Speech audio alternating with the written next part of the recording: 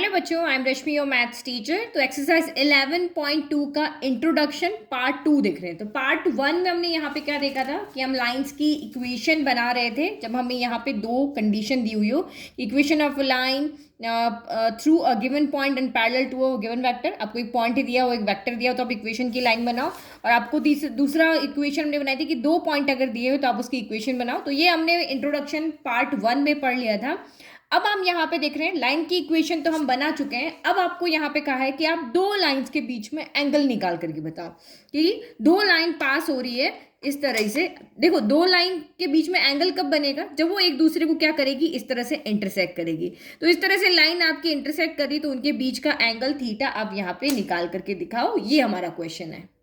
ठीक है, तो मैंने एक्सेस के ऊपर दो लाइंस बना ली क्योंकि हम 3D के अंदर यहाँ पर बात कर रहे हैं। तो ये लाइन हमारी L1 है, ये लाइन L2 है, और ये हमारी यहाँ पे क्या हो रही है, एक दूसरे को क्रॉस कर रही है, ओरिजिन पे क्रॉस कर रही है। इन दोनों के बीच में हमें एंगल क्या निकालना है, थीटा निकालना है।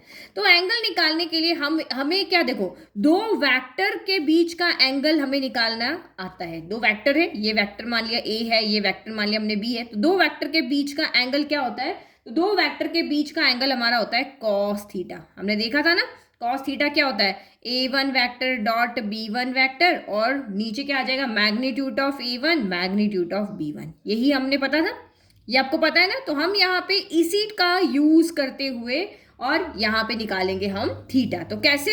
तो आप यहाँ पे देखो, हम क्या करेंगे, L1 के पैरेलल एक वेक्टर लेंगे, L2 के पैरेलल एक वेक्टर लेंगे, और ऐसा वेक्टर लेंगे कि जितना एंगल यहाँ बन रहा है उतना ही एंगल उन दोनों वेक्टर के बीच में भी बने।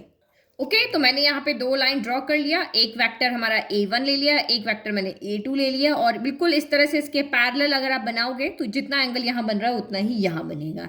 तो इसका मतलब हो गया कि दो लाइन के बीच में जो भी एंगल बन रहा है वो इन दो वेक्टर के बीच में बनने वाले एंगल के क्या होगा, इक्वल होगा। तो हमने बस वही फॉर्मूला लगा दिया, cos theta equal to vector A1 A2 vector A1 dot vector A2, और फिर magnitude of A1 magnitude of A2। और हमने यहाँ पे मॉड्यूलस इसलिए लगाया क्योंकि हमें यहाँ पे सिर्फ एक्यूट एंगल चाहिए। एक्यूट एंगल क्या होते हैं, पॉजिटिव होते हैं ना, तो इसके लिए हम सिर्फ यहाँ पे एक्यूट एंगल को ही दिखेंगे। क्योंकि यहाँ पे अगर ये बड़ा बन रहा है तो बीच में जाके पीछे छोटा एंगल बनेगा, तो हम उस एक्यूट एंगल को यहाँ पे देख रहे हैं। तो ये हमारा एक फॉर्मूला यहाँ पर बन गया। तो ये फॉर्मूला जो है वो आपका वेक्टर फॉर्म में है। किस फॉर्म में है? यहाँ पे वेक्टर्स का प्रोडक्ट और ये हो रहा है, तो ये वेक्टर फॉर्म में। अगर इसको हमें कार्टेशियन फॉर्म में चाहिए तो भी हम यहाँ पे लिख लेते हैं। तो कार्टेशियन फॉर्म में आपका क्या होगा, A1 डॉट A2 कर दोगे, तो A1 डॉट A2 करोगे क्या होगा, I का I से प्रोडक्ट करेंगे, तो यहाँ पे क्या आ जाएगा, मॉडुलस तो बाहर ही रखो, A1 A2 आ जाएगा। फिर B1 I डॉट I क्या होता है, 1 होता है, तो ये हो गया हमारा 1, तो 1 से मल्टीप्लाई करके ये आएगा। फिर B1 B2 J का J से 1, तो यहाँ पे आपका B1 B2 आ गया। फिर J डॉट J1, फिर C1 C2, फिर K डॉट K आपका यहाँ पर क्या हो गया, 1 हो गया। और नीचे आपका यहाँ पे क्या हो जाएगा, मैग्नीट्यूड ऑफ A1 क्या हो जाएगा, मैग्नीट्यूड ऑफ A1 क्या होता है, x square plus y square plus z square, तो A1 square plus B1 square plus क्या हो जाएगा, C1 स्क्वायर। तो ये हो गया A1 square plus B1 square plus C1 square हो गया। और यहाँ पे अगर आप इसका करोगे तो ये कितना हो जाएगा, A2 square plus B2 square plus आपका C2 स्क्वायर। तो ये आपका कार्टेशियन फॉर्म का फॉर्मूला हो गया, या आपका वेक्टर फॉर्म का फॉर्मूला हो गया। ठीक है, तो मैं ऐसा क्यों कह रही हूँ कि ये कार्टेशियन फॉर्म, ये वेक्टर फॉर्म। तो जब आपको इस तरह से वेक्टर दिए हुए होंगे तो आप यहाँ पे वेक्टर्स को पुट करोगे, उनका मैग्नीट्यूड निकालोगे, ये फॉर्मूला लोगे। लेकिन अगर आपको वेक्टर यहाँ पे ना दे करके इनके A1 B1 C1 क्या होते हैं, इनके डायरेक्शन रेशियोज होते हैं। तो आपको अगर किसी लाइन के डायरेक्शन रेशियोज अगर गिवन है कि 3 1 5, जिस तरह से कोऑर्डिनेट गिवन होते हैं, तब आप यहाँ पे ये वाला फॉर्मूला यूज करोगे। तो इसमें अगर ये वाला फॉर्मूला आप यूज करो तो इसमें A1 B1 C1 क्या है, तो लाइन L1 के डायरेक्शन रेशियोज हैं, और A2 B2 C2 क्या है, तो लाइन L2 के डायरेक्शन रेशियोज है। क्योंकि देखो, आपने पैरेलल बनाई है तो जो इसका डायरेक्शन है वही इसका डायरेक्शन रहेगा ना, फ्री वेक्टर की डेफिनेशन से।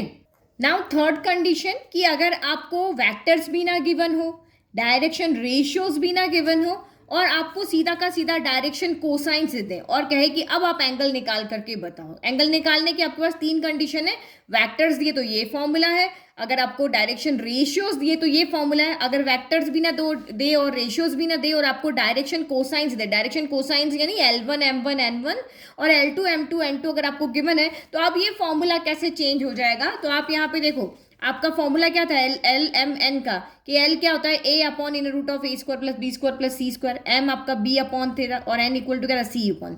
तो L1 यानी क्या हो जाएगा, ये A1 यहाँ सारे 1 हो जाएंगे, A1 upon A1 square B1 square C1 square.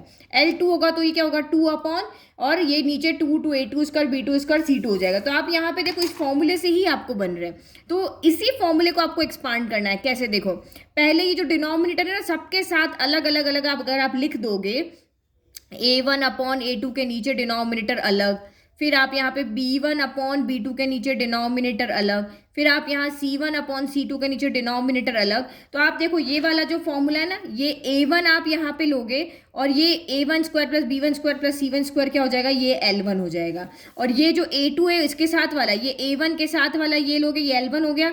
A2 के साथ वाला ये लोगे तो ये आपका L2 हो गया। तो यहाँ से आपको L1 L2 मिल जाएगा। फिर B1 के नीचे डिनोमिनेटर ये वाला और B2 के नीचे ये वाला, प्रोडक्ट करोगे तभी तो ये आएगा। तो ये M1 हो गया, ये M2 हो गया, और इसके नीचे क्या हो जाएगा, ये N1 हो जाएगा, N2 हो जाएगा। समझ में आ गया ना कि बिल्कुल डिनोमिनेटर, इसी को हमको सॉल्व करना। तो ये लेंदी हो जाएगा, इसलिए मैं आपको समझा रही हूँ कि आपने एलसीएम जो लिया हुआ है उसको बस अलग अलग अलग कर दो। इसको L1 कह दो, इसको L2, इसको M1 कह दो, इसको M2, इसको N1 कह दो, इसको N2। तो यही फॉर्मूला जो है हमारा किस में चेंज हो जाएगा, L1 L2 plus M1 M2 plus N1 N2 equal में। ठीक है, तो आई होप आपको तीनों फॉर्मूलाज अच्छे से समझ में आ गए कब कौन सा फॉर्मूला यूज करना है। अब इससे रिलेटेड हम एग्जांपल देख लेते हैं ताकि आप और अच्छे से फॉर्मूलाज को समझ पाओगे कैसे फॉर्मूलाज को यूज करना है। एग्जाम्पल से पहले दो ऑब्जर्वेशन है वो देख लेते हैं कि भाई हमने जो फॉर्मूलाज निकाले हैं उससे हम यहाँ से दो ऑब्जर्वेशन देख पा रहे हैं। तो ऑब्जर्वेशन सिर्फ इसी कंडीशन में जब आपको डायरेक्शन रेशियोज यहाँ पे गिवन हो। तो जब आपके डायरेक्शन रेशियोज गिवन है तो आप थीटा फाइंड कर रहे हो इस फॉर्मूले से, ये एंगल ही तो फाइंड कर रहे हो, यानी कि हम यहाँ से क्या निकाल रहे हैं, कॉस थीटा निकाल रहे हैं। तो यहाँ पे ये कह रहा है कि अगर वो दोनों लाइन परपेंडिकुलर हो जाती है, आप दो लाइन के बीच में एंगल निकाल रहे हो, एक लाइन ये आपकी L1 हो गई, ये आपकी L2 हो गई। तो यहाँ से कैसे क्या ऑब्जर्वेशन होगा, थीटा आपका अगर 90 है तो आप यहाँ से क्या कंक्लूजन निकाल पाओगे। तो परपेंडिकुलर का मतलब क्या होगा, लाइन L2 के साथ में कितना डिग्री का एंगल बना रही होगी, 90 डिग्री का एंगल बना रही होगी। तो हमारा परपेंडिकुलर है तो ये क्या हो जाएगा, cos 90 हो जाएगा। cos 90 की वैल्यू कितनी होती है, तो cos 90 की वैल्यू हमारे पास यहाँ पे होती है 0। cos 90 कितना हो जाएगा, 0 हो जाएगा। तो ये 0 हो गया तो इसका डिनोमिनेटर भी उधर जाके क्या हो जाएगा, 0 हो जाएगा। तो A1 A2 B1 B2 plus C1 C2 equal to क्या हो जाएंगे, 0 हो जाएंगे, सिंपल। तो अगर आपको पूछे कि दो लाइन परपेंडिकुलर है शो करके बताओ, तो दो लाइन परपेंडिकुलर होगी, उसको शो करने के लिए आपको सिर्फ यहाँ पे ये कहेंगे कि A1 A2 plus B1 B2 plus C1 C2 अगर आप इक्वल 0 आ जाता है तो वो दोनों लाइन परपेंडिकुलर। तो ये हमने इससे कंक्लूजन निकाला कि थीटा अगर आपका 90 डिग्री हो जाता है तो cos 90 0 होता है, 90 0 तो डिनोमिनेटर भी 0 हो गया, तो न्यूमरेटर इक्वल में 0 आ जाएगा। तो आपको डायरेक्शन रेशियोज अगर दिए और कहें कि शो करो कि दोनों लाइन परपेंडिकुलर है, तो सिर्फ हमें यहाँ पर क्या शो करना है कि A1 A2 plus B1 B2 plus C1 C2 दोनों जो डायरेक्शन रेशियोज हैं उनके प्रोडक्ट कर दिया, ए का ए से, बी का बी से, सी का सी से, और शो कर दो कि ये सारा जो वैल्यू है वो 0 के इक्वल आ रही है। दैट मीन्स वो दोनों लाइन आपस में यहाँ पर क्या है, परपेंडिकुलर है। ठीक है, तो ये कंडीशन हमें शो करनी है। अब दूसरे कह रहे हैं कि ये जो लाइन L1 है और लाइन L2 है, ये दोनों आपस में क्या हो जाए, यहाँ पर पैरेलल हो जाए, इन दोनों के बीच में जो एंगल है वो कितना हो जाए, 0 डिग्री हो जाए। तो इसके लिए हम ऐसा नहीं करेंगे कि यहाँ cos 0 पुट करेंगे, cos 0 1 होता है तो ये A1 A2 इसके इक्वल आ जाएगा, ऐसा यहाँ पे नहीं होगा। इसमें क्या होगा, जो भी डायरेक्शन रेशियोज हैं वो प्रपोर्शनल होंगे, यानी A1 upon A2 equal to B1 upon B2 equal to C1 upon C2। क्यों, क्योंकि दोनों लाइंस यहाँ पे क्या हो रही है, एक दूसरे के पैरेलल है, तो दोनों के डायरेक्शंस यहाँ पे क्या होंगे, सेम होंगे। और ये कोलिनियर की हमारी प्रॉपर्टी थी ना, वही दोनों लाइन यहाँ पे क्या होगी, कोलिनियर होगी। तो कोलिनियर शो करने के लिए हमने चैप्टर 10 में पढ़ा था ना, हम यही तो कर रहे थे वहां पे। तो इसका मतलब थीटा इक्वल टू अगर आपका 0 है, आपको शो करना है कि दो लाइन पैरेलल है तो आपको ये शो करना है। अगर आपको शो करना है कि दो लाइन परपेंडिकुलर है तो आपको ये करके वहां पे कैलकुलेट करके दिखा देना है। एग्जाम्पल नंबर 9 देखते हैं। Find the angle between the parallel of lines given by. तो ये आपको लाइंस की इक्वेशन दी हुई है। ये लाइंस की इक्वेशन किस फॉर्म में, जब आपको उस लाइन के ऊपर एक पॉइंट दिया हो और एक पैरेलल वेक्टर दिया हो, यही वाली थी ना हमारी पास, R vector equal to A vector plus lambda B vector. तो ये वेक्टर तो क्या होता था, ये जो आपको गिवन पॉइंट होता था उससे हम ये वेक्टर बनाते थे, और ये वेक्टर बी जो था वो आपको क्या होता था, गिवन होता था। तो आप यहाँ पे देखो, आपने एंगल फाइंड करने के 3 फॉर्मूले देखे। तो 3 फॉर्मूले आपने यहाँ पे कौन कौन से देखे हैं? एक वेक्टर वाला फॉर्मूला देखा है, एक आपने डायरेक्शन रेशियोज वाला देखा है, और एक आपने जब आपको डायरेक्शन कोसाइंस दिए हो। तो यहाँ से देखो हम जो हमारा लाइन से इक्वेशन दी है उससे हम वेक्टर्स इजीली निकाल पाएंगे। और वेक्टर्स कौन से चाहिए? जो इन लाइंस के क्या होने चाहिए? पैरेलल होने चाहिए। तो हम यहाँ से वो वेक्टर निकाल देंगे और फिर वेक्टर वाला फॉर्मूला लगा देंगे। तो यहाँ पे देखो ये जो पैरेलल वेक्टर कौन सा होता है? वेक्टर बी होता है। तो ये वेक्टर ए है, ये वेक्टर बी है। तो एक वेक्टर हमें b1 वेक्टर यहाँ से मिल जाएगा और ये b2 वेक्टर हमें यहाँ से मिल जाएगा। जैसे आपकी यहाँ पे ये दो लाइन है एक दूसरे को क्रॉस कर रही है, ये L1 है ये L2 है, तो इसके पैरेलल हम दो वेक्टर लेते थे, थीटा, ये b1 हो गया ये b2 हो गया। तो लाइन के उसमें क्या होता था? कंडीशन यही होती थी ना 11.1 में हमने पढ़ा था कि गिवन वेक्टर, एक तो पॉइंट होना चाहिए, एक वेक्टर गिवन होना चाहिए जो लाइन के पैरेलल है। तो ये इसके पैरेलल है, ये इसके पैरेलल है। तो आप यहाँ से लिख लोगे ये b1 हो गया, ये हमारा b2 हो गया। तो लाइन में से आपको वेक्टर निकालना आना चाहिए। तो हैंस पैरेलल वेक्टर कौन से हो गए? ये दोनों हो गए। अब आप cos थीटा का फॉर्मूला लगा लोगे। ठीक है, तो ये पैरेलल वेक्टर्स हमारे आ गए। मैंने आपको थ्योरी बिल्कुल ऐसे ही तो समझाई थी, सेम वैसे ही। अब b1 डॉट b2 चाहिए, तो b1 डॉट b2 तो आपका बहुत ईजी है, i का i से करो। तो यहाँ पे लिखते जाओ, ये मॉड्यूलस अभी हम यहाँ बाहर रख रहे हैं ना। b1 डॉट b2 करो, 3i इंटू आई तो 3 हो गया, 2j इंटू 2j तो ये आपका 4, j इंटू j 1, 6 इंटू 2 तो ये आपका 12 हो गया, k इंटू k 1। फिर आप यहाँ पे देखो मैग्नीट्यूड ऑफ b1 तो 1 square plus 2 square plus 2 square तो ये कितना हो गया 4 4 और ये 1 तो ये आपका 9 हो गया। फिर मैग्नीट्यूड ऑफ b2 तो 6 स्क्वायर 36 36 2 का स्क्वायर 40 3 का स्क्वायर 9 तो ये आपका कितना हो गया यहाँ पे 49। सब प्लस है तो मॉड्यूलस का कोई जरूरत नहीं है। तो ये 4 5 6 7 हो गया, तो ये आपका यहाँ पर हो गया 19, ये वेक्टर से रूट से बाहर आएगा 3, ये आएगा 7। तो यानी कि यहाँ से आपका कॉस थीटा कितना आ रहा है? तो 19/21 आ रहा है। तो this implies theta equal to कितना हो गया? तो कॉस इनवर्स 19/21 हो गया। ये आपकी क्या हो गया? एंगल हो गया। इजी। तो क्वेश्चन बिल्कुल टफ नहीं है, बट आपको जो गिवन है उसमें से क्या चीज आपको चाहिए वो यहाँ पे आपको समझ में आनी चाहिए। अब ये तो आपकी वेक्टर फॉर्म थी, लाइंस की इक्वेशन आपको वेक्टर फॉर्म में दी हुई थी। एग्जाम्पल 10 देखो जहां पे आपको कार्टेशियन फॉर्म में दी होगी। ये रहा आपका एग्जाम्पल नंबर 10। अब ये भी आपकी क्या क्वेश्चन है? Find the angle between the pair of lines. तो यहाँ लाइंस वेक्टर फॉर्म में थी, यहाँ लाइंस आपकी कार्टेशियन फॉर्म में। तो कार्टेशियन फॉर्म में अब इसमें से क्या लें कि हम थीटा वाला, हमारे पास एंगल निकालने के 3 फॉर्मूले हैं। हमारे पास वेक्टर फॉर्म का लिए ये वाला फॉर्मूला है, हमारे पास जो डायरेक्शन रेशियोज है उसके लिए ये वाला फॉर्मूला है, हमारे पास डायरेक्शन कोसाइंस के लिए ये वाला फॉर्मूला है। तो आपको देखना है कि हम इसमें से क्या निकाल पा रहे हैं कि हम कौन सा फॉर्मूला यूज कर पाए।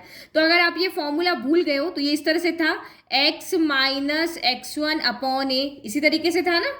फिर इक्वल टू क्या था? y minus y1 upon a b लिख लेते हैं, और z माइनस z1 अपॉन क्या? c। तो x y z तो उस लाइन के ऊपर कोई भी पॉइंट थे, x1 y1 z1 आपके गिवन पॉइंट थे, एंड a b c आपके डायरेक्शन रेशियोज है। मतलब ये डिनोमिनेटर जो है वो आपके क्या है? यहाँ पे डायरेक्शन रेशियोज है। तो हमारे लिए सबसे इजी फॉर्मूला कौन सा पड़ेगा लगाना? ये वाला, क्योंकि यहाँ से हम a1 b1 c1 a2 b2 c2 निकाल पा रहे हैं।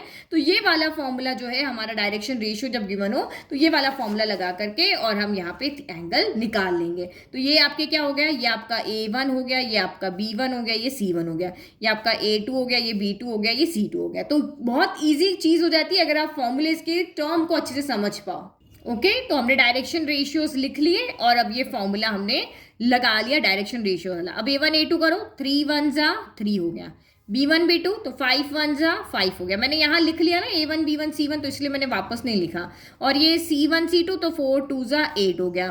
फिर inner root of a1 square plus b1 square plus c1 square, तो ये करो, 3 का स्क्वायर 9 हो गया, 5 का स्क्वायर हो गया आपका 25 और 4 का स्क्वायर कितना हो गया? तो 16 हो गया। तो सबको ऐड करोगे तो कितना आ जाएगा? 50 आ जाएगा। फिर 2 स्क्वायर 4 5 और ये 6 हो गया, क्योंकि दोनों 1 स्क्वायर 1 ही होता है। तो ये आपका यहाँ से, तो अब रूट की जो मॉड्यूलस की जरूरत नहीं, सब पॉजिटिव है। तो ये 8 प्लस 5 आपका यहाँ पर कितना हो गया? 13 और 3 तो ये हो गया आपका यहाँ पर 16 हो गया। तो अब तो इसको आप फाइनल सॉल्व कर लो, और ये 50 को 50 इंटू 2 25 इंटू 2 लिख सकते हैं। तो 5 बाहर आ गया, रूट 2 अंदर आ गया। फैक्टर बना लिए ना, 5 इंटू 5 इंटू 2 तो 5 का पेयर हो गया, ये बाहर आ गया। और ये आपका यहाँ पर रूट 6 को रूट 6 ही रहने देते हैं, कुछ कैंसिल नहीं हो रहा है। तो ये देखो 16 और ये 5 और ये कितना हो गया? 6 2 जा 12 हो गया। तो डिनोमिनेटर में हम 12 को नहीं छोड़ते, रूट में है तो हम इसका ऊपर नीचे क्या कर देते हैं? मल्टीप्लाई कर लेते हैं। तो ये आपका कितना हो गया? 16 रूट 2 और नीचे रूट 12 और नीचे 12 रूट में दोनों में है, तो ये हो गया 12 इंटू 5 हो गया। ठीक है, 4 से कैंसिल, 4 3 ज़ा 12, 4 4 ज़ा 16 हो गया। और भी सॉल्व कर सकते हैं हम इसको। यहाँ पर 12 को हम क्या लिख सकते हैं, 12 को हम लिख सकते हैं 2 इंटू 2 इंटू 3, और नीचे आपका 20 हो रहा है, 20 हो रहा है ना, 4 5 ज़ा 20 हो रहा है। तो यहाँ पे और कुछ कैंसिल हो रहा है, देखते हैं एक मिनट को। 4 के टेबल में 3 टाइम आएगा ना, तो 5 3 15 हो गया। अब इसमें से इनकी पैरिंग हो रही है तो ये बाहर आ जाएगा, तो ये 4 2 ज़ा 8 रूट 3 बाय 15 हो गया। ये हमारा क्या हुआ, कॉस थीटा हुआ। तो थीटा इक्वल टू कितना हो गया यहाँ से, कॉस इनवर्स 8 रूट 3 बाय 15। मैंने बिल्कुल बुक का आंसर निकाल करके बताया, अदरवाइज आप यहाँ पर भी छोड़ दोगे ना इतना सा, तब भी आपका राइट है, बट फाइनल आंसर में हम कभी डिनोमिनेटर में रूट नहीं छोड़ते हैं। तो ये हमारा सॉल्व हो गया। तो आई होप आपको पूरा अच्छे समझ में आ गया कि कैसे जब हमें लाइन की इक्वेशन दी होगी तो थीटा हमें कैसे निकालना है। नाउ नेक्स्ट टॉपिक है हमारा shortest distance between two lines. कोई भी दो लाइन्स हैं उनके बीच की हमें डिस्टेंस निकालनी है। तो देखो, दो लाइन के होने की बहुत सारी कंडीशन हो सकती है, और अभी आप दिमाग में ये रखना कि हम 3D की बात कर रहे हैं, हम 2D की बात यहाँ पर नहीं कर रहे हैं। तो फर्स्ट कंडीशन ये हो सकती है कि भाई दोनों ही लाइन इंटरसेक्ट कर जाए। जब दोनों लाइन इंटरसेक्ट कर रही है तो उनके बीच में कोई डिस्टेंस थोड़ी ना होगी। यहाँ पे कोई डिस्टेंस के लिए क्या होता है, एक दूसरे में गैप होना चाहिए। जैसे ये है तो इन दोनों के बीच में गैप है, तो आप शॉर्टेस्ट डिस्टेंस आप कैलकुलेट कर पा रहे हो। लेकिन अगर ये दोनों एक दूसरे को इस तरह से इंटरसेक्ट कर जाए तो डिस्टेंस कहाँ होगी, फिर तो आपकी डिस्टेंस क्या होगी, 0 हो जाएगी, क्योंकि वो लाइंस क्या कर रही है, इंटरसेक्ट कर रही है। आप और मैं अगर बिल्कुल ही पास खड़े हुए हैं, हाथ पकड़ के खड़े हुए, तो हमारे बीच में कोई डिस्टेंस नहीं, डिस्टेंस आपकी 0 है। एक डिस्टेंस निकालने के लिए एक दो ऑब्जेक्ट को एक दूसरे से दूरी पे होना जरूरी है, तभी तो आप डिस्टेंस कैलकुलेट करोगे।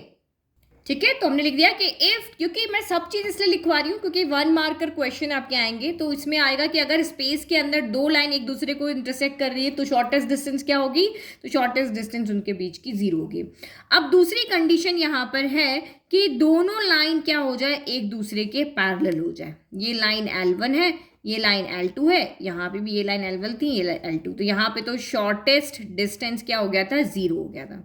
अब इस कंडीशन में शॉर्टेस्ट डिस्टेंस क्या होगा, तो इस कंडीशन में शॉर्ट, क्योंकि पैरेलल है तो कभी भी ये एक दूसरे से नहीं मिलेगी। और हम स्पेस की बात कर रहे हैं ना, तो हमेशा एक पर्टिकुलर डिस्टेंस पे ये रहेगी, एक पर्टिकुलर डिस्टेंस, चाहे यहाँ मेजर करो, चाहे यहाँ मेजर करो, चाहे यहाँ मेजर करो, सभी जगह इनके बीच का डिस्टेंस जो होगा वो इक्वल रहेगा। और वो शॉर्टेस्ट डिस्टेंस हमेशा क्या होता है, शॉर्टेस्ट डिस्टेंस हम क्या कैसे फाइंड करते हैं कि दूसरी लाइन के ऊपर परपेंडिकुलर ड्रॉ करके।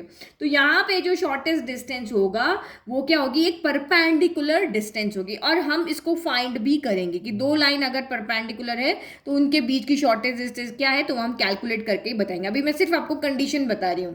ओके, तो ये हमने लिख दिया कि भाई इनके बीच की शॉर्टेस्ट डिस्टेंस जो होगी परपेंडिकुलर लेंथ होगी, जो हम एक लाइन से दूसरी लाइन के ऊपर ड्रॉ करेंगे। तो ये कंडीशन हो गई। अब देखो, जब हमारी 2D की बात होती थी तो 2D की बात में हमारे पास दो ही कंडीशन होती थी कि दो लाइन या तो पैरेलल होगी या इंटरसेक्टिंग होगी, इसके अलावा और कोई कंडीशन नहीं होती है। अगर आप यहाँ पे एक लाइन को ऐसे बना रहे हो, एक लाइन को ऐसे बना रहे हो, आपको होगा ये तो इंटरसेक्टिंग भी नहीं है, पैरेलल भी नहीं है, बट ये लाइन आपकी इंटरसेक्टिंग है। क्यों? क्योंकि जब आप इसको बढ़ाओगे तो ये इसको इस तरह से क्रॉस करते हुए जाएगी। मैंने यहाँ रख दी, अब ये इंटरसेक्ट नहीं करी, बट आगे जाकर के ये एक दूसरे को इंटरसेक्ट करेगी ही करेगी। तो 2D में हमारे पास ओनली दो ही कंडीशन होती थी कि या तो लाइन इंटरसेक्ट करेगी या पैरेलल होगी। लेकिन 3D के अंदर हमारे पास अगर कोई लाइन इंटरसेक्ट भी नहीं कर रही है, पैरेलल भी नहीं है, तो वो नॉन इंटरसेक्टिंग लाइन है। कैसे? तो देखो, यहाँ हम 3D की बात कर रहे हैं। 3D में आपके पास 3 एक्सिस होती है, एक्स वाई जेड। तो लेट की एक लाइन मेरी ये है, एक लाइन मेरी ये है, तो दोनों हवा में है। अब ये आपको ये देखो दिख रहा है ना, दोनों कहाँ है आपकी, ये हवा में है इस तरह से। तो आप इसको चाहे इधर से उधर कितनी भी बढ़ा लो, चाहे लेफ्ट में बढ़ा लो, चाहे राइट में बढ़ा लो, ये इसको कभी भी इंटरसेक्ट नहीं करेगी, क्योंकि इसके बीच में यहाँ पे क्या है, डिस्टेंस है। तो ये तीसरी कंडीशन जो है वो आपके ओनली 3D में ही बनेगी। यहाँ देखो इस तरह से एक लाइन आपकी ये रही, एक लाइन आपकी ये रही। आपको लग रहा है कि ये इंटरसेक्ट कर रही है, बट ये इंटरसेक्ट नहीं कर रही है, ये इधर की तरफ जा रही है, ये इधर की तरफ जा रही है, ये कभी भी एक दूसरे से नहीं मिलेगी। तो इसको हम सिर्फ यहाँ पे विजुअली कर सकते हैं, हम इसको यहाँ पे 2D में ड्रॉ नहीं कर सकते, क्योंकि मैं अगर ड्रॉ भी करूँगी तब भी आपको ये लगेगा कि ये तो क्रॉस हो रही है, बट ये इस तरह से कभी भी क्रॉस नहीं होगी। मैं दूसरा पेन रखती हूँ, जैसे देखो ये ब्लू वाला पेन है, ये ब्लैक वाला है, तो ब्लू वाला चल रहा है, ये हवा में है, ये चल रहा है, तो ये कभी भी एक दूसरे को इंटरसेक्ट नहीं करेगी, क्योंकि इनका डायरेक्शन ही बिल्कुल यहाँ पे क्या है, अलग है, और भी इनका पाथ ही बिल्कुल यहाँ पर अलग है। तो यहाँ 3D में हमारे पास एक कंडीशन और है कि नॉन इंटरसेक्टिंग और नॉन पैरेलल लाइन। तो ये थर्ड इन स्पेस, तो ये स्पेस बनाने के लिए मैंने 3D बना दिया कि भाई ये लाइन है, ये ऊपर है, ये लाइन नीचे है, ये एक दूसरे को क्रॉस करेगी लेकिन कभी भी इंटरसेक्ट नहीं करेगी क्योंकि दोनों के बीच में डिस्टेंस है। तो in space there are lines which are neither intersecting non parallel, such pair of lines are non coplanar and आप यहाँ पे इनको स्क्यू लाइंस भी कहते हो, इनको हम कहते हैं non coplanar and skew lines, ये दो इनके नेम होते हैं। तो आपको यहाँ तो जीरो, डिस्टेंस जीरो है तो इसका कोई फॉर्मूला नहीं है, इन दोनों का हम सिर्फ फॉर्मूला पढ़ेंगे क्योंकि फॉर्मूला लेंदी आपको कहीं पे भी नहीं पूछा जाएगा। बुक खोल करके देख लेना कि इसका जो डेरिवेशन है ये बहुत ही टफ है और इतना आपको कोई पूछा नहीं जाएगा, आपको सिर्फ यहाँ पे ये वाला फॉर्मूला याद रखना है। और कार्टेशियन फॉर्म का फॉर्मूला भी देखो कितना बड़ा है ना, तो ये बस हमें इन दोनों टॉपिक के लिए सिर्फ हमें फॉर्मूलाज लर्न करने हैं। तो मैंने दोनों फॉर्मूलाज पैरेलल लिख दिए क्योंकि बस थोड़ा सा ही जो फॉर्मूला है उसमें डिफरेंस है। तो L1 and L2B2 skew line से मतलब इस तरह से जो एक दूसरे के ऊपर नीचे और एक दूसरे को कभी इंटरसेक्ट नहीं करेगी, थर्ड वाली कंडीशन ये वाली है ना, ठीक है। तो इसके लिए आपको फॉर्मूला क्या होगा, तो ये आपकी लाइंस की फॉर्म है, यानी कि ये आपकी वेक्टर फॉर्म है लाइन की कि R vector R equal to A1 vector plus lambda B1 vector और R vector equal to A2 vector plus lambda B2 vector. तो यहाँ पे क्या करना है, ये A1 A2 क्या होते हैं, ये आपको गिवन पॉइंट्स होते हैं जिनसे आप वेक्टर बनाते हो। उस लाइन के ऊपर कोई एक पॉइंट आपको दिया होता है जिससे आप वेक्टर फॉर्म बनाते हो। और B1 एंड B2 क्या होते हैं कि उस लाइन के पैरेलल आपको एक वेक्टर दिया हुआ होता है। तो ये समझना जरूरी कि यहाँ पे A1 A2 क्या, B1 B2 क्या। तो जो दो पॉइंट आपको दिए हुए होंगे लाइन के ऊपर उनसे आप वेक्टर बनाओगे तो उनका सब्ट्रैक्शन का डॉट करना है जो दोनों पैरेलल वेक्टर हैं उनके क्रॉस के साथ में, है ना। जो गिवन पॉइंट्स आपको दिए होंगे उससे आप दो वेक्टर्स बनाओगे, उन दोनों वेक्टर का सब्ट्रैक्शन करना है। दो पैरेलल वेक्टर्स होंगे दोनों लाइन के, उन दोनों वेक्टर का आपको क्रॉस प्रोडक्ट निकालना है वही मैट्रिक्स फॉर्म से, फिर दोनों का डॉट करना है और नीचे इसका क्या हो जाएगा, जो क्रॉस करोगे उसका मैग्नीट्यूड आएगा, ठीक है।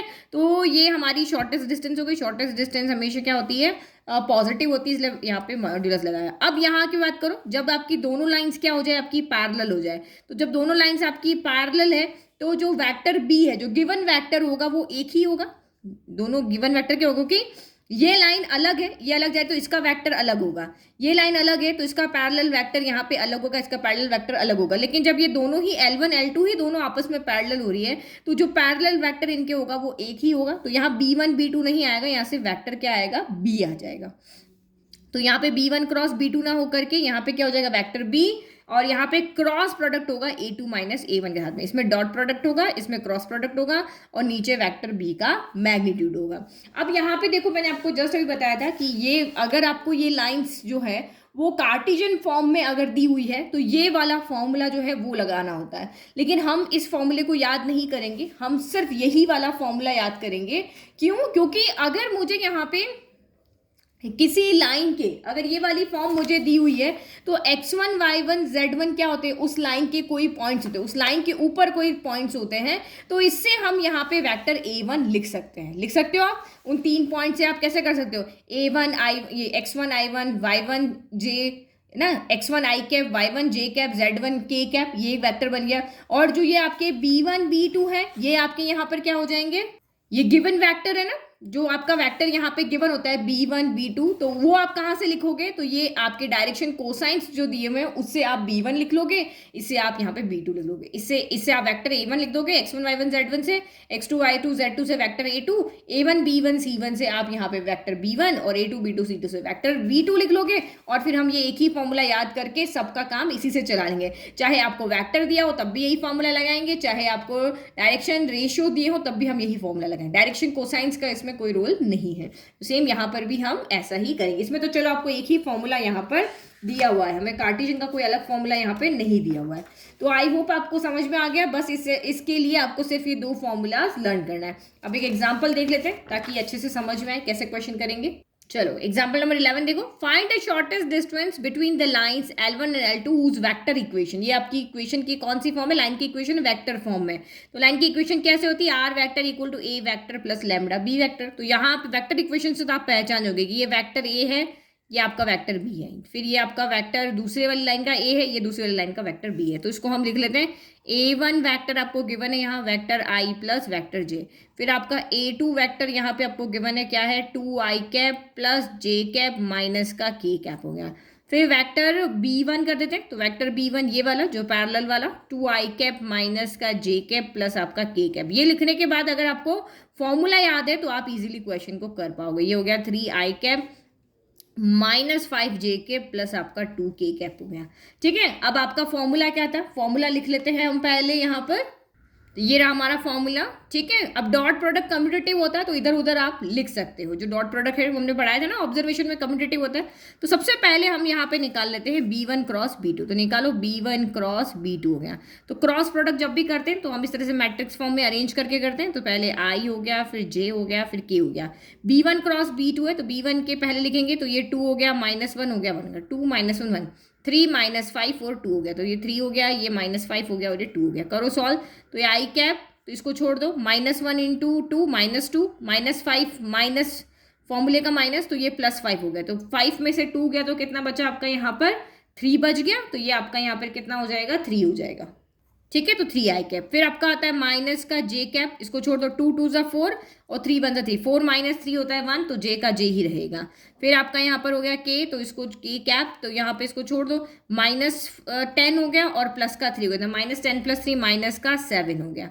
तो ये हमारा यहाँ पे B1 क्रॉस B2 आ गया। अब यहाँ पे हमें A2 - A1 निकालना पड़ेगा। तो A2 - A1 कर दो, A2 दिस माइनस 2i में से एक आई गया तो i कैप बचा, जे में से एक जे गया तो 0 हो गया और माइनस के और इधर कुछ है नहीं तो आई माइनस का ये क्या बच गया आपका यहाँ पर के बच गया।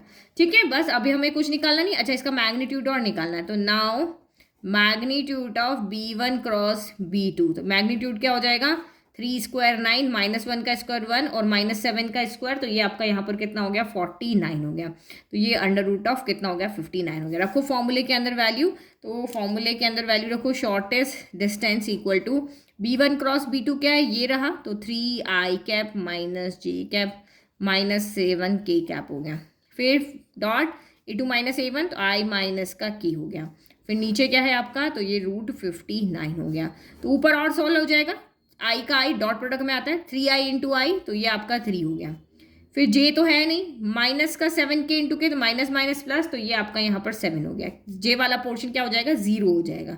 j इधर नहीं है ना, तो इधर 0, इधर क्या हुआ अगर इधर नहीं है तो इसका मतलब +0j है, तो इसका मतलब -1 माइनस j इंटू 0j 0 हो गया, तो वो नहीं लिखेंगे। और ये आपका √59 हो गया। मॉड्यूलस हटा देंगे क्योंकि सब पॉजिटिव है, तो tan/√59 हो गया। ये हमारी शॉर्टेस्ट डिस्टेंस है इन दोनों लाइंस के बीच में। अब एक और क्वेश्चन आप देखो, तो एग्जाम्पल नंबर 12 देखो। आपको लग रहा है कि 11 और 12 बिल्कुल सेम है, जो यहाँ है वही यहाँ पे फॉर्मूला लगे हो जाएगा, लेकिन क्वेश्चन लाइन की इक्वेशन को ध्यान से देखो कि ये जो b वाला है यानी लैम्बडा b वेक्टर जो है, तो यहाँ पे b वेक्टर हमारे पास अलग अलग था। क्वेश्चन वही है, आपको दोनों के बीच में डिस्टेंस फाइंड करनी है, बट यहाँ पे b वेक्टर क्या है सेम है, 2i 2i 3j 3j 6k 6k। तो इसका मतलब जब इनका b वेक्टर सेम है, इसका मतलब क्या हुआ कि उन दोनों लाइन के जो पैरेलल लाइन है, ये लाइन L1 है, ये आपकी लाइन L2 है, तो इन दोनों की जो पैरेलल लाइन है वेक्टर b वो आपकी सेम है। दैट मीन्स यहाँ पे कौन सा वाला फॉर्मूला लगेगा, तो यहाँ पे ये वाला फॉर्मूला लगेगा। तो जब आपको दिखे कि हमारे पास जो पैरेलल लाइन दी हुई है वेक्टर b वाली वो आपकी यहाँ पर सेम आ रही है, यानी कि इसको b1 b2 हटा लो, यहाँ पे ओनली क्या रख दो b रख दो। तो जब ये पैरेलल लाइन आपकी एक ही आपको दी हुई तो आपको ये वाला फॉर्मूला लगाना है, बाकी इन दोनों कंडीशन के लिए आपको यही फॉर्मूला लगाना है। अगर आंसर इक्वल में 0 आ जाएगा तो दोनों लाइन इंटरसेक्ट कर रही है, अगर आंसर यहाँ पे 0 ना आके कोई ना कोई आंसर आ रहा है दैट मीन्स वो लाइन यहाँ पे क्या है, इस तरह की कंडीशन है। कौन सी वाली, स्क्यू लाइन से। ठीक है, स्क्यू लाइन है तभी तो कोई ना कोई आंसर मिलेगा। और पैरेलल कैसे आपको पहचाननी है, तो वो क्वेश्चन में लाइंस की इक्वेशन को देख करके आपको पहचानना है। अदरवाइज अब फॉर्मूला हमारा चेंज हो गया, सॉल्यूशन हमारा वही है। सबसे पहले हमें यहाँ पे वही लिखना है, वेक्टर ए, तो ये हमारा वेक्टर ए हो गया। तो ये वेक्टर A1 हमने यहाँ पे लिख दिया, वो क्या हो गया i कैप, एक second, +2j cap -4k cap हो गया। फिर A2 वेक्टर यहाँ पे कितना हो गया 3i प्लस 3j माइनस का 5k हो गया। फिर यहाँ पे हमारे पास सिर्फ वेक्टर बी है, तो ये 2i प्लस 3j प्लस आपका 6k हो गया। अब आप यहाँ पे पैरेलल वाला फॉर्मूला लिख लो, तो शॉर्टेस्ट डिस्टेंस का फॉर्मूला यहाँ पर कितना हो जाएगा, modulus of b vector cross a2 minus a1 divided by vector b का मैग्नीट्यूड हो गया। ठीक है, चलो करो, अब इसमें वैल्यू पुट कर लेते हैं। सबसे पहले a2 माइनस a1 निकालना है, तो ये निकालो a2 minus a1, this minus 3i में से एक आई गया 2i हो गया, 3 में से 2 गया तो ये j हो गया, -5 प्लस 4 तो ये आपका माइनस का कितना हो गया, k हो गया।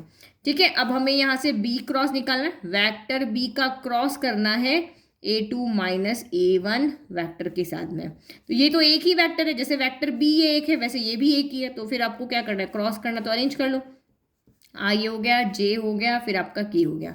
तो यहाँ पे देखो वेक्टर बी पहले तो इसके कोएफिशिएंट सामने 2 3 6 यहाँ पे रहेगा, 2 3 6 हो गया। फिर a2 माइनस a1 तो ये रहा, तो 2 1 माइनस 1 हो गया। सॉल्व करो तो ये आई कैप हो गया, इसको छोड़ दो, इसको छोड़ दो, -3 -6 तो -3 -6 माइनस का 9 हो गया। फिर माइनस का जे कैप हो गया, तो ये छोड़ दो, -2 माइनस का 12 तो ये हो गया -2 माइनस का 12 हो गया। फिर आपका प्लस आपका के कैप हो गया, तो इसको छोड़ दो, इसको छोड़ दो, 2 1 2 और 3 2 6 तो ये आपका 2 माइनस का 6 हो गया। तो ये कितना हो गया, माइनस का 9 आई कैप, और ये 14 हो गया, माइनस का 14 तो ये प्लस का 14 जे कैप, और ये माइनस का 4 आपका के कैप हो गया। ठीक है, अभी यहाँ पे हमें इसका क्या निकालना है, मॉड्यूलस भी तो निकालना है।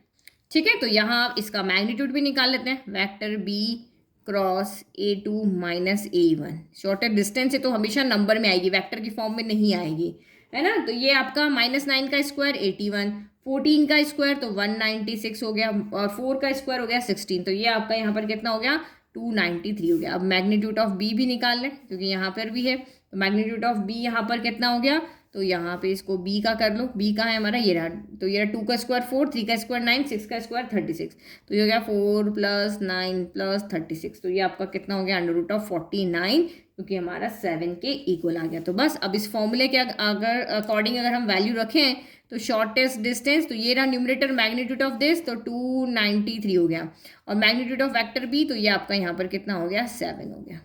ठीक है, तो ये हमारी यहाँ पर कितनी हो गई, शॉर्टेस्ट डिस्टेंस हो गई। तो इस तरीके से आपको देखना है, डिफ्रेंशिएट करना है कि स्क्यू लाइन है या इंटरसेक्टिंग लाइन है। स्क्यू लाइन इंटरसेक्टिंग लाइन आपको इस फॉर्मूले से पता चलेगी, आंसर 0 आ रहा है तो इंटरसेक्टिंग हो जाएगी, नहीं तो वो स्क्यू लाइन रहेगी। और यहाँ अगर बी वेक्टर बी एक ही है दोनों के लिए, तो ये आपकी पैरेलल लाइन से, और इनके इसके लिए हम ये वाला फॉर्मूला लगाएंगे। तो ये हमारा इंट्रोडक्शन पार्ट यहाँ पे हो गया खत्म। अब हम इसके बाद नेक्स्ट वीडियो में करेंगे एक्सरसाइज सॉल्व। तो जैसे मैंने एग्जांपल सॉल्व कराया, तो आप खुद एक्सरसाइज के क्वेश्चन सॉल्व करके देखो, बहुत स्टार्टिंग के क्वेश्चन बहुत ईजी है। वीडियो को लाइक, चैनल को सब्सक्राइब करें, नोट्स का लिंक डिस्क्रिप्शन में दिया हुआ है। Thank you.